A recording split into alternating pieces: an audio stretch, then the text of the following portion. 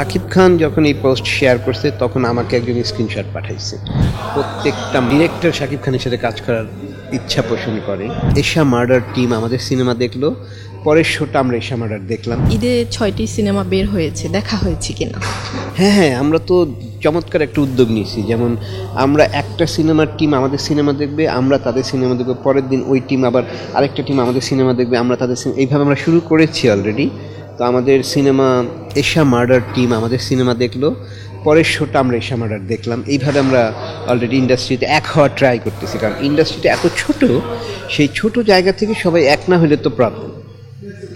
আমরা এক হয়েই এই ইন্ডাস্ট্রিকে আগায় নিব। তো একে অন্যের পাশে থেকে সিনেমা দেখে, সিনেমার জায়গা থেকে আমরা এই মুভমেন্টটা শুরু করছি। আশা করি এটা সামনেও বজায় থাকবে।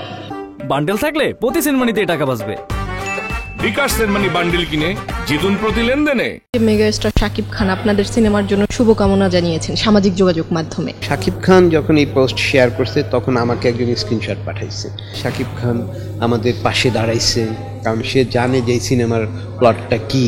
কারণ এই প্লটটা একটা জেনারেশনের জন্য একটা বিশাল কিছু। তো শাকিব খান, আসিফ আকবর, এই প্লট সব মিলে একাকার হয়ে আসলে এই প্রচারণাটা করছে। শুধু আমাদের তো আসলে বেসিক্যালি আরও অনেকেই পাশাপাশি আরও সাপোর্ট দিয়ে যাচ্ছে, কারণ এই কন্টেন্টটার জোরেই হচ্ছে আমরা এত দূর যাইতে পারতেছি। কারণ আর মেকিং, কালার টালার, সাউন্ড এক একজন এক একভাবে প্রশংসা করতেছে। কারো এইটা ভালো, কারো ওইটা ভালো, দারুণ লাগতেছে, কারো পুরো প্যাকেজটাই ভালো লাগতেছে।